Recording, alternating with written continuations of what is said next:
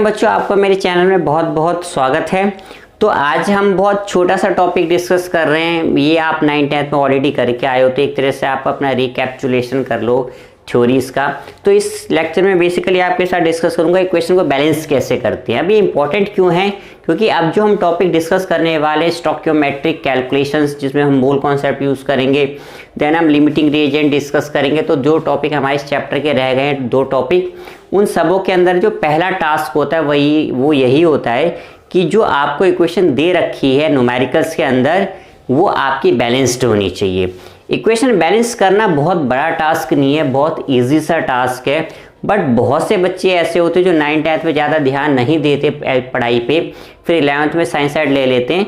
तो उनके लिए लेक्चर मैंने बनाया स्पेशली, ताकि वो समझ सके कि इक्वेशन को बैलेंस कैसे करते हैं।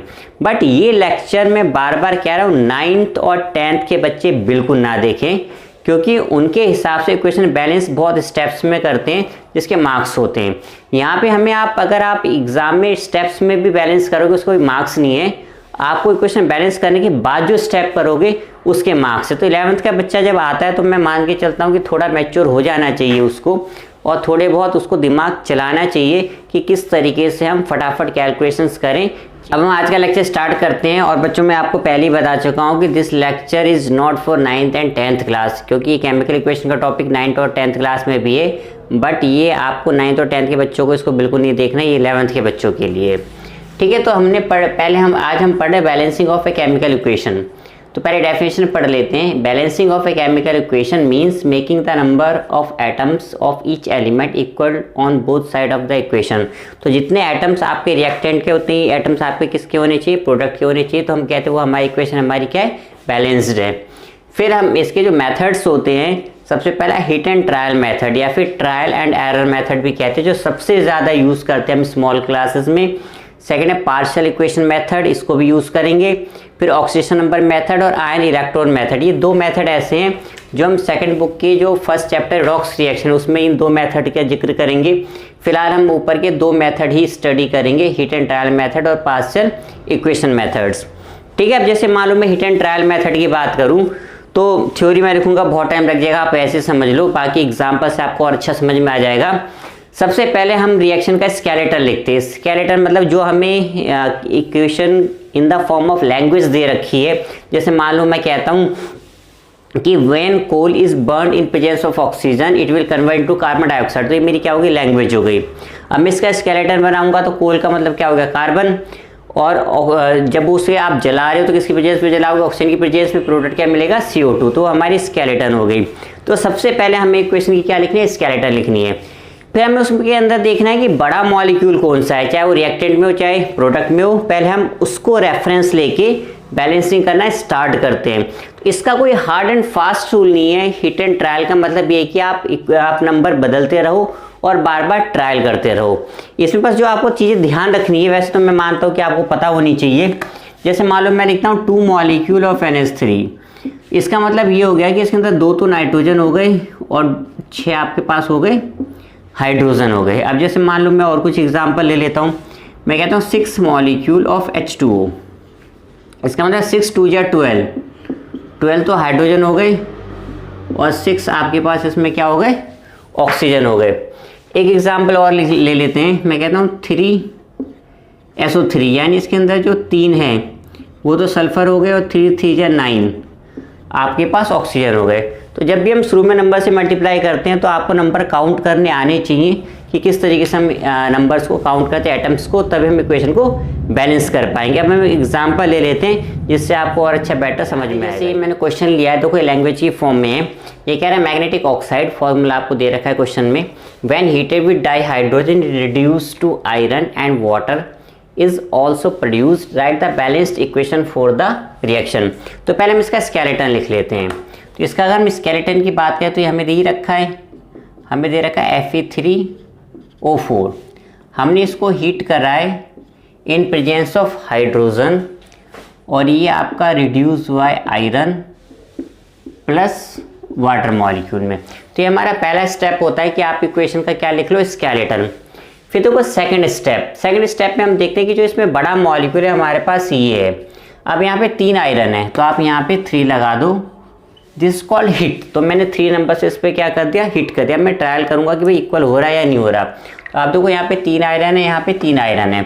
सेकंड यहाँ पे ऑक्सीजन, तो देखो यहाँ पे 4 मॉलिक्यूल ऑक्सीजन के, तो आप यहाँ पे 4 लगा दो। तो यहाँ पे हाइड्रोजन तो 8 हो गए, 4 2 जा 8, बट ऑक्सीजन कितने हो गए, 4 हो गए।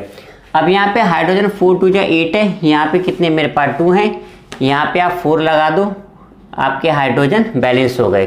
तो आप इसको क्रॉस चेक कर लो। देखो यहाँ पे 3 आयरन के 3 आयरन है, यहाँ पे 3 आयरन के एटम है, यहाँ पे 4 आपके पास ऑक्सीजन है, यहाँ पे 4 ऑक्सीजन है, 4 2 जा 8 हाइड्रोजन है, यहाँ पे भी आपके पास 4 2 जा 8 हाइड्रोजन है। तो ये हमारा क्वेश्चन पूरा हो गया। इसी को हम कहते हैं हिट एंड ट्रायल मेथड। तो 11th क्लास में आपको पूरे स्टेप्स नहीं सीखने, आपको बस ये सीखना है कि क्वेश्चन बैलेंस कैसे करते हैं। इसके कोई मार्क्स नहीं है। अब आप इसी को 10 स्टेप में करो तो उसके 11th में कोई मार्क्स नहीं है, इसलिए मैंने कहा कि ये लेक्चर 9th 10th के लिए नहीं है, ये स्ट्रिक्टली 11th क्लास के बच्चे। एग्जाम्पल पे आ रहे हैं। अगेन पहले क्वेश्चन पढ़ लेते हैं। Acetylene Burns in oxygen producing carbon dioxide and water, right the balanced equation for this reaction. तो अगेन सबसे पहले हमारा काम क्या होता है, हम स्केलेटन लिखते हैं इसका। एसिटाइलिन का फॉर्मूला होता है C2H2। अब ये बर्न हो रहा है इन presence of oxygen. Oxygen nature में डायटोमिक फॉर्म में मिलता है, O2 की फॉर्म में। प्रोडक्ट आपको दे रखा है carbon dioxide and water molecule, तो एक हो जाएगा CO2 प्लस H2O। अब हम इसको बैलेंस करेंगे। अब आप देखो इसमें जो बड़ा मॉलिक्यूल है हमारे पास एसिटाइलिन है, यहाँ पे 2 कार्बन है, आप यहाँ पे 2 लगाओ, यहाँ पे 2 हाइड्रोजन है, यहाँ पे आपके पास 2 हाइड्रोजन है। अब देखो यहाँ पे आपके पास 2 2 जा 4 आपके पास ऑक्सीजन हो गए, एक यहाँ पे तो ऑक्सीजन कितने हो गए 5 हैं। यहाँ पे देखो O2 की फॉर्म में है। अब यहाँ पे मैं एक ट्रिक बताता हूँ जो काफ़ी बच्चे कई बार कंफ्यूज भी हो जाते हैं, तो इसको बहुत ध्यान से देखना। जब भी यहाँ पे ऑड हो तो आप देखो यहाँ पे कुछ मल्टीप्लाई करोगे इवन हो जाएगा। जैसे मैं 3 से मल्टीप्लाई करूँ 3 2 जा 6, अगर मान लो मैं 4 करूँ 4 2 जा 8, तो यहाँ पे देखो 2 2 जा 4 5, यहाँ पे ऑड नंबर हो गया। तो आप यहाँ पे 5/2 कर लो। 5/2 का मतलब ये हो गया ऑक्सीजन नेचर में डायटोमिक फॉर्म में, तो 2 से 2 कट गया, आपके पास 5 बचा है। तो यहाँ पे आपकी इक्वेशन बैलेंस हो गई। लेकिन जब भी हम इक्वेशन बैलेंस करते हैं वहाँ पे फ्रैक्शन नहीं होना चाहिए। तो अब इस 2 को हटाने के लिए मुझे इस पूरी इक्वेशन को 2 से मल्टीप्लाई करना पड़ेगा। तो हो जाएगा 2C2H2 देन 5O2 हो गया 4CO2 एंड 2H2। अब एक बार क्रॉस चेक कर लेते हैं। अब देखो यहाँ पे 2 2 जा 4 कार्बन है, यहाँ पे देखो आपके पास 4 कार्बन है, 2 2 जा 4 हाइड्रोजन है, यहाँ पे देखो 2 2 जा 4 हाइड्रोजन है, 4 2 जा 8 और 2 कितने हो गए 10 ऑक्सीजन हो गए, 5 2 जा 10 ऑक्सीजन हो गए। तो एक सिंपल सी ट्रिक है जो आपको समझनी है। मैं बार बार कह रहा हूँ आपके स्टेप्स के मार्क्स नहीं है, आपको क्वेश्चन सीधे बैलेंस करके न्यूमेरिकल में इसको यूज़ करना है as a 11th class student. ठीक है बच्चों, तो ये हमारी क्वेश्चन हमारी बैलेंस हो गई। अब एक दो एग्जाम्पल और ले लेते हैं ताकि आपको इसके बारे में और अच्छी बेटर अंडरस्टैंडिंग हो जाए। आ रहे हैं जैकि स्केलेटन मैंने पहले से लिख दिया है क्योंकि आपको बेसिक चीज़ें आई गई है। अब बड़ा मॉलिक्यूल देखो ये है यहाँ पे और ये है, पहले इसको बैलेंस करने की कोशिश करते हैं। यहाँ पे 3 मैग्नीशियम है आपके पास, तो आप यहाँ पे 3 लगा दो। यहाँ पे 2 नाइट्रोजन है, अब आप यहाँ पे 2 लगा दो। अब हम ऑक्सीजन और हाइड्रोजन की बात करते हैं। अब देखो बच्चों यहाँ पे हो गया, देखो 2 यहाँ पे और 3 यहाँ पे, तो 3 2 जा 6 हाइड्रोजन यहाँ पे हो गया और 2 3 जा 6 हाइड्रोजन यहाँ पे हो गया। तो 6 यहाँ पे 6 यहाँ पे, टोटल कितने हो गए मेरे पास 12 हो गए। यहाँ पे H2 की फॉर्म में आप यहाँ पे 6 लगा दो, 6 2 जा कितने हो गए 12 हो गए। अब ऑक्सीजन को क्रॉस चेक कर लेते हैं। यहाँ पे 6 ऑक्सीजन है, यहाँ पे भी 3 2 जा 6 ऑक्सीजन। देखो बेटा ये ब्रैकेट के बाहर O2 है, यानी 2 ऑक्सीजन 2 हाइड्रोजन, और 3 मोल्स का मतलब 3 2 जा 6 ऑक्सीजन एंड 3 2 जा 6 हाइड्रोजन। एक बार मैं और रिपीट कर देता हूँ। यहाँ पे 3 मैग्नीशियम थे, मैंने 3 लगाया है। यहाँ पे 2 नाइट्रोजन थे, मैंने 2 लगाया है। फिर मैंने हाइड्रोजन काउंट करा है, देखो 2 यहाँ पे ऑलरेडी 3 यहाँ पे, तो 3 2 जा 6 हाइड्रोजन यहाँ पे हो गए एंड 2 3 जा 6 हाइड्रोजन यहाँ पे हो गए। 6 + 6 कितने हो गए 12। यहाँ पे H2 की फॉर्म में था, मैंने 6 लगाया, 6 2 जा 12। यहाँ पे 6 ऑक्सीजन हो गए।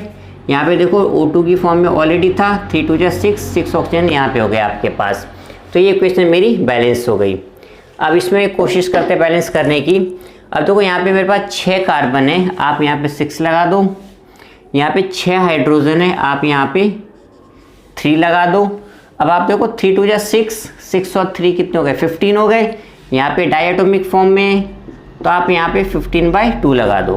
अब मैंने पता है इक्वेशन में फ्रैक्शन नहीं होना चाहिए, तो इस पूरी इक्वेशन की मल्टीप्लाई आपको करनी पड़ेगी 2 से। तो जैसे मैं 2 से मल्टीप्लाई करूँगा तो हो जाएगा 2C6H6 15O2